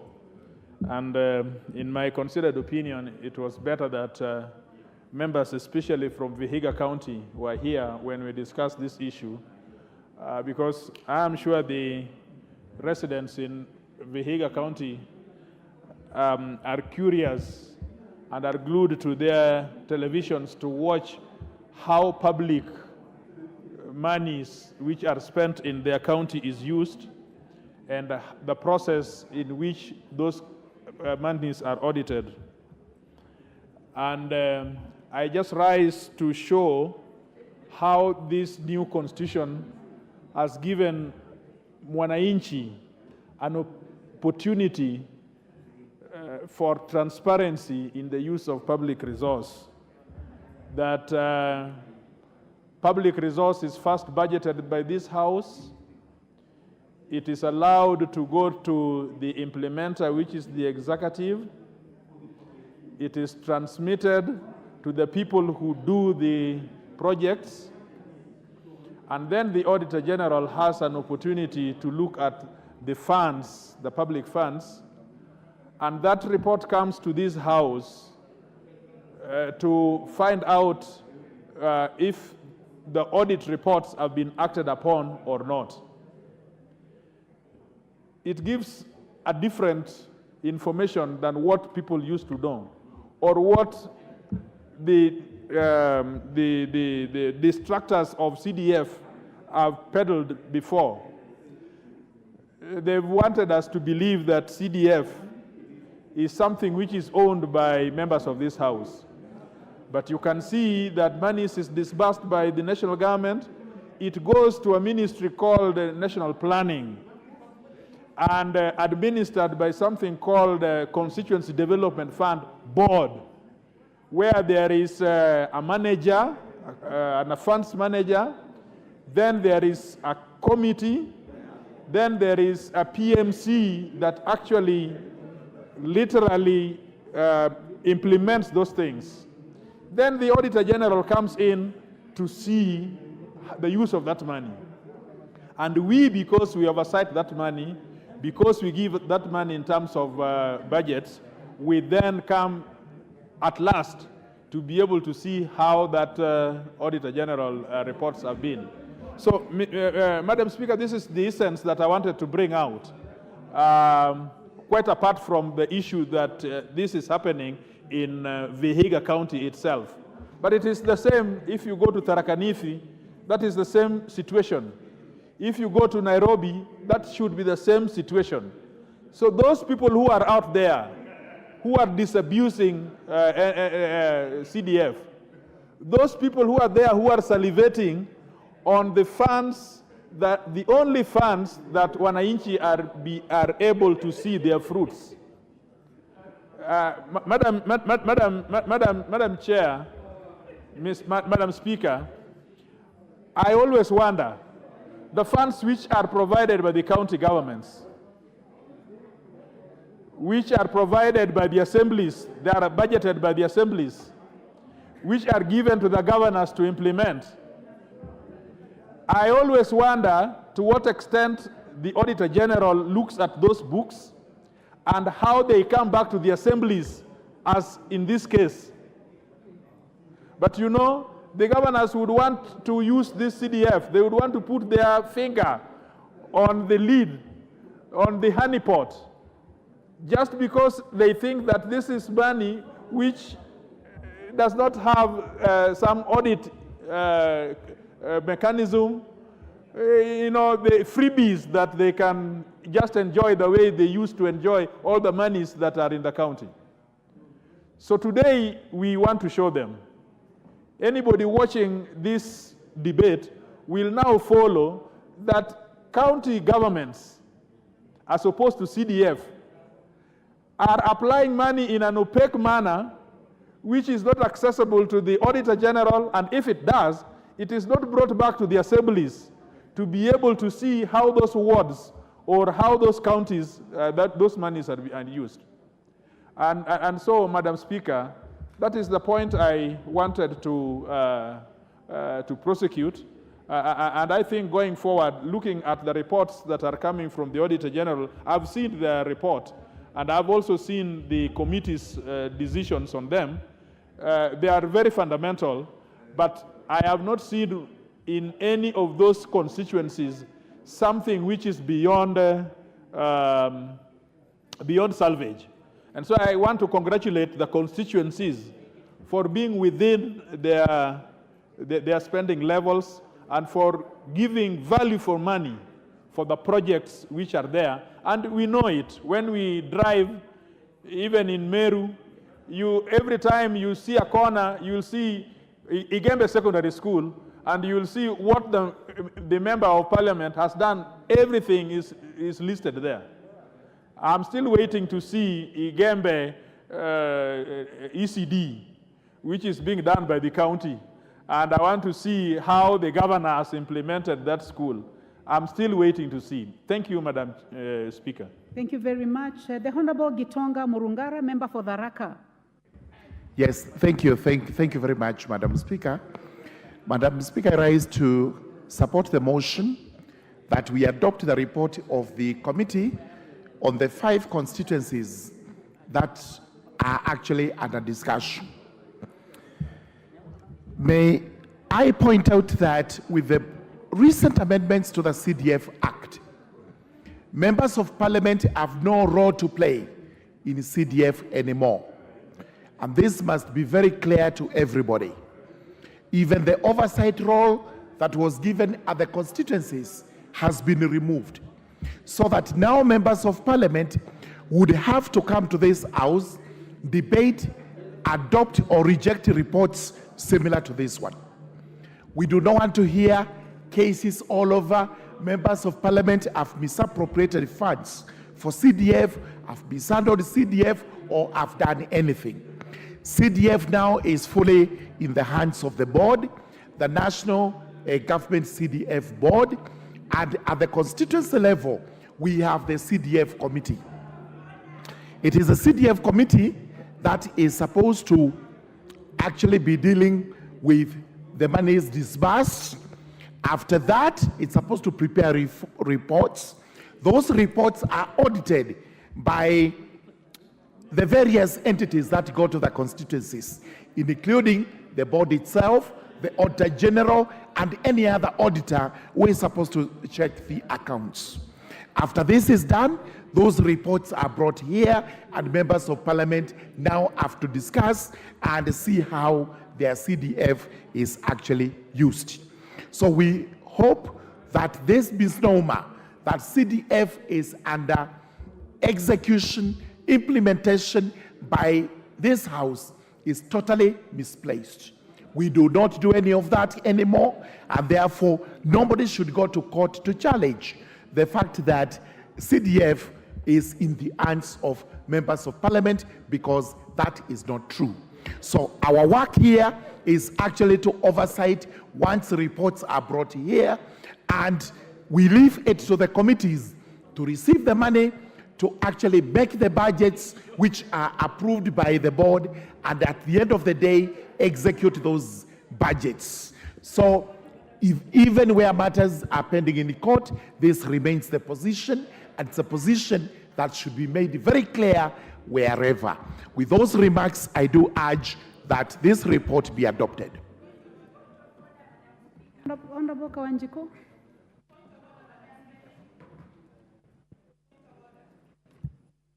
Thank you, Madam Speaker, for giving me this opportunity to contribute to this debate and to clearly state that we support the auditor's report, and actually a lot of work that is happening within the constituency, and I'm certain that our county government should be able to learn from what the NGCDF is doing, especially in terms of implementations of projects, making sure that we oversight or we are able to see whatever the NGCDF committees and the boards are doing.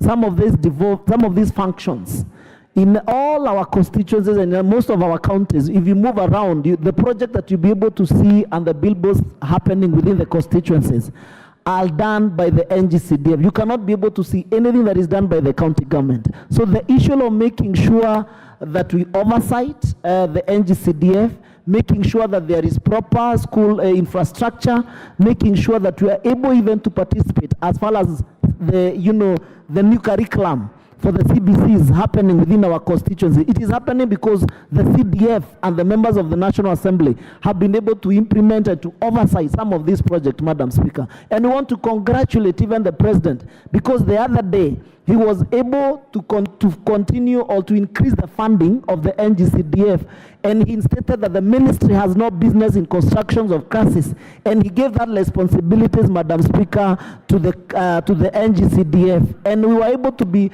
he was able to increase to about 7 million shillings to every constituency to make sure that we are able to implement, new classrooms for the sake of grade 6 and grade 7 and the CBC, Madam Speaker. So in short, I'm trying trying to say that there is a lot that is happening within the constituency.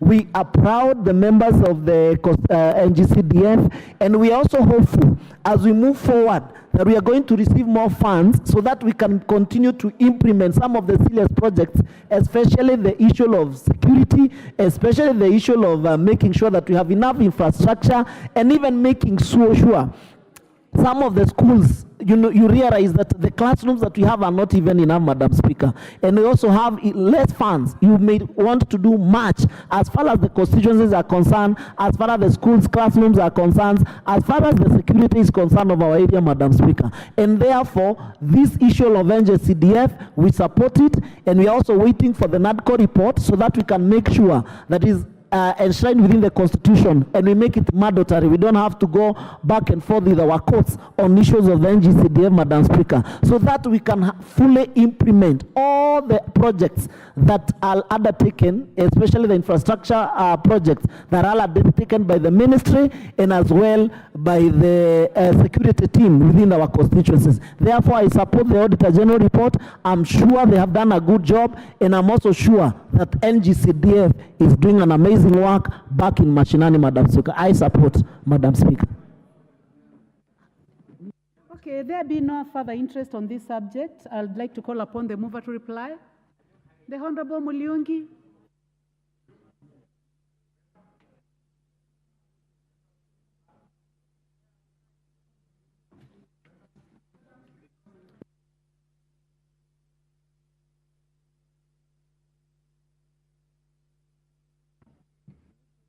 Okay, next order.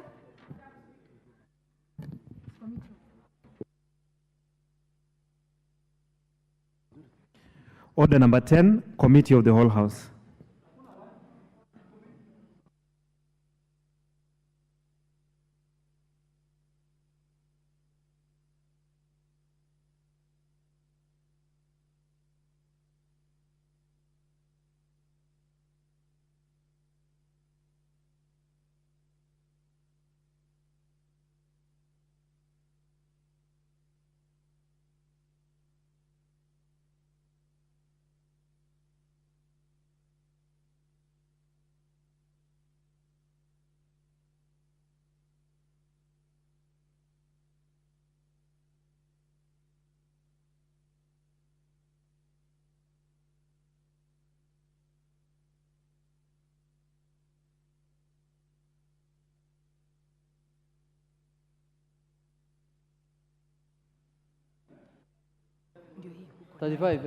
Chair.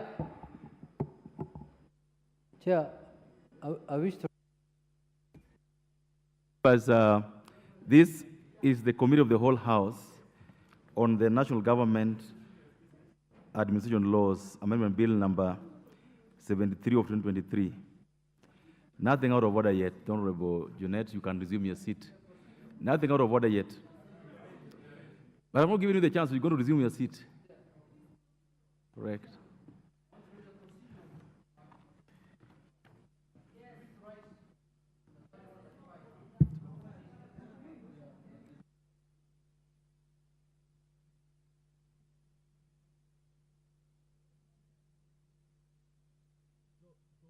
What is out of order? Don't worry about Jeanette. What's out of order? I wish to raise under Standing Order 35 and request the Speaker to ascertain whether there is quorum in the House. Quorum. Huh? Yeah. Chair, whether there is quorum or not, I would like to request you to ascertain it under Standing Order 35. Because, you know... Is that all? Okay. I thought there was something very fundamentally wrong with the procedure. That used to be done by... that used to be done by... Okay, let's ring the bell for the quorum.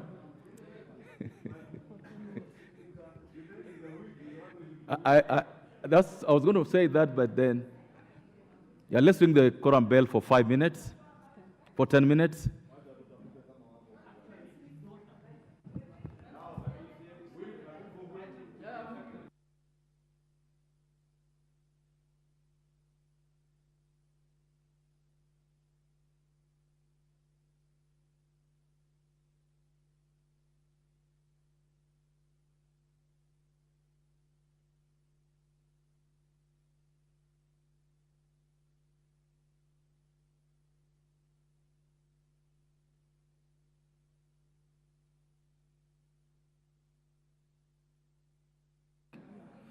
Honorable members, order. The Honorable Lesuda, you'll resume your seat. No member leaves the chamber when the quorum bell is being rung. No member leaves the chamber when the quorum bell is being rung. Only the whips.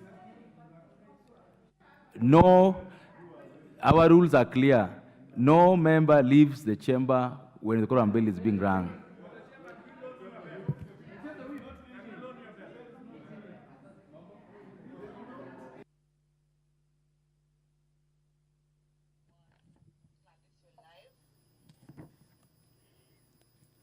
The House at 16:53 p.m. this afternoon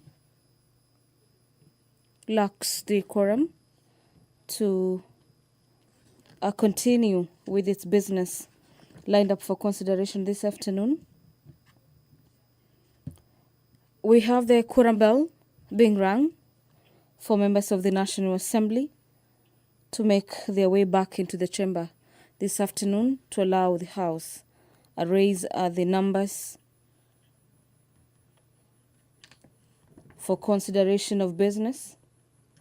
Honorable Junet Mohammed stood on point of order number 35, informing the chair that the House lacked a quorum to continue with its business this afternoon. Owing to that, a particular notification by Honorable Member Junet Mohammed, the chair, has directed that the quorum bell be rung for 10 minutes before the House considers its business lined up for debate, for consideration, or rather under order number 10.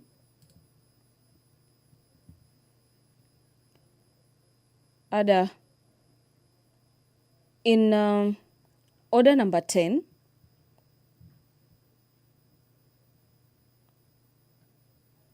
the House will be considering its business lined up for consideration under the Committee of the Whole. And away from that, just before the notification that the House had lacked quorum, the House was considering the aspect of committees in NGCDFs. In regards to the report of the Auditor General on the National Government Constituencies Development Fund for constituencies, those constituencies are in particular in Vihiga County as well as in Bungoma County.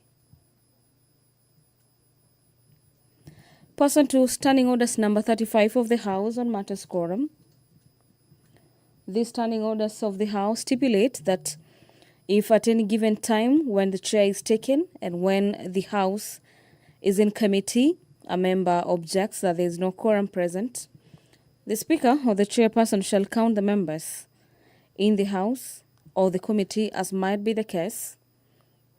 And if on the count under paragraph 1, the quorum does not appear to be present, then the Speaker or the chair shall cause for the bell to be rung.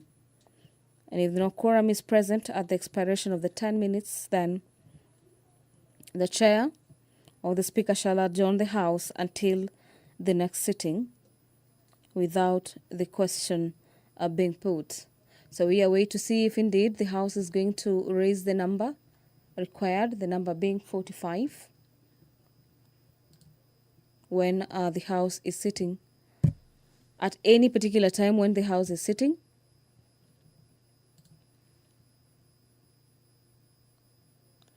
and as we await for that particular quorum to be attained, allow me to take you through some of the issues that have been raised during this afternoon sitting, being a request that the Committee on Matters Tourism do summon the Cabinet Secretary to answer 2 questions in regards to the enrollment and hiring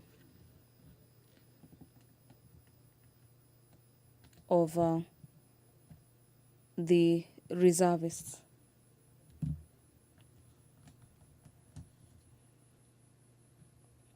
The ratification of the African Union Convention on Matters Cross-Border Cooperation is a motion that the House will delve into this afternoon, as well as the debate on the Independent Electoral and Boundaries Commission Amendment Bill, this being National Assembly Bills number 10 of the year 2024.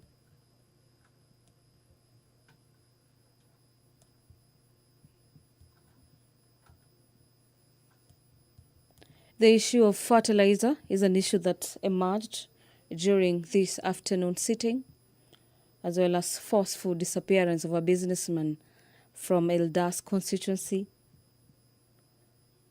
And the chair of that committee was required by the House to tell the House when the committee will be providing details in regards to the whereabouts of the popular businessman in Eldas constituency. And the House will be given that response in the next 7 days. That was a reply or an answer before the House through the deputy vice chairperson, the vice chairperson rather, of the National Assembly Administration and Security Committee, Honorable Member for Saku, who was somehow pressed to give the 7 days initially. He had said that the answer would be ready in 14 days.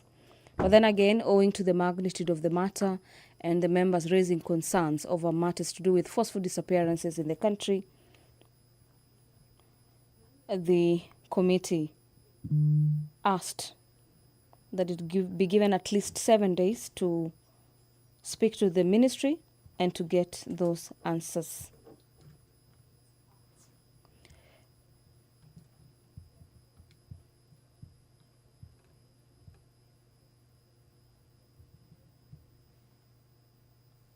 After completion of the matters under the Committee of the Whole, the House will this afternoon consider the ratification of the African Union Convention on Matters Cross-Border Cooperation. This is a motion by the Departmental Chair on Matters Defense and Foreign Relations, that the House adopts the report of the Departmental Committee on Matters Defense, Intelligence and Foreign Relations on its consideration of the African Union Convention on Matters Cross-Border Cooperation. The House laid its report on the table of the House on the 14th of March 2024 and pursuant to the provisions of Section 8, Subsection 4 of the Treaty Making and Ratification Act of 2012 approves the ratification of the African Union Convention on Matters Cross-Border Cooperation.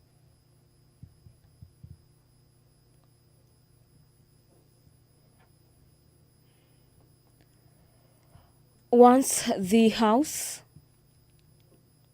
has attained the requisite quorum this afternoon, under the Committee of the Whole, the House will be considering the National Government Administrative Laws. This is National Government Administration Laws Amendment Bill.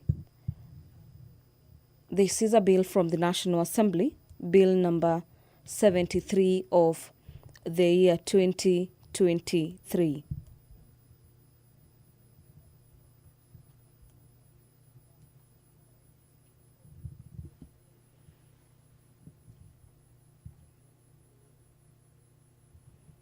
The County Licensing Uniform Procedures Bill, Bill number 9 of the year 2022, by the Chairperson Departmental Committee on Matters Trade,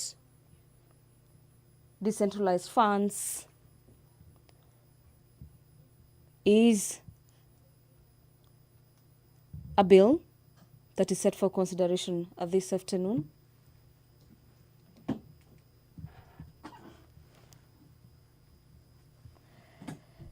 And away from that,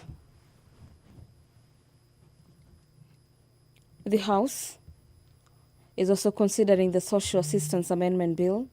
This is National Assembly Bills number 80 of the year 2023 by Peter Masara. This is a bill that was introduced to the House for the first time, popularly known as the first reading.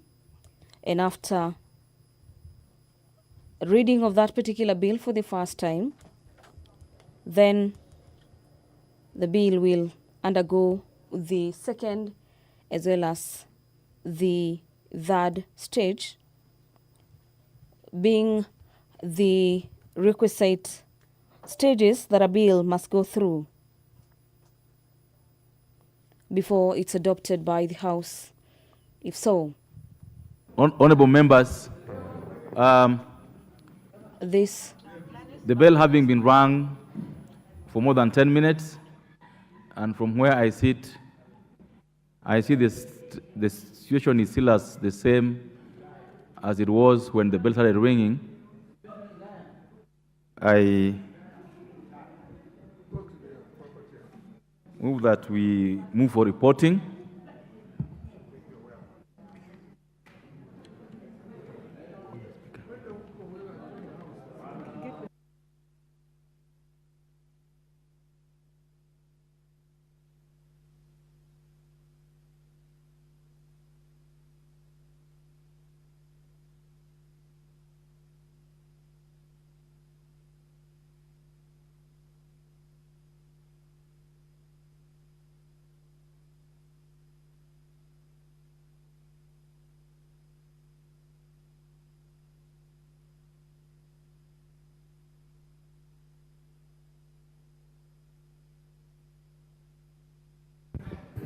Chairperson.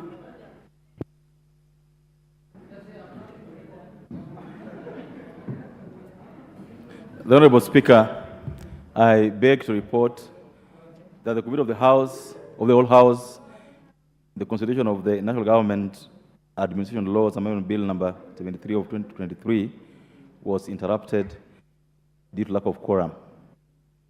Thank you. Thank you very much, Chairperson. Honorable members, in view of the foregoing, pursuant to Standing Order number 35 2B, let us be upstanding. And the time being 15:05 p.m., this House stands adjourned until Tuesday, the 16th day of April 2024 at 2:30 p.m.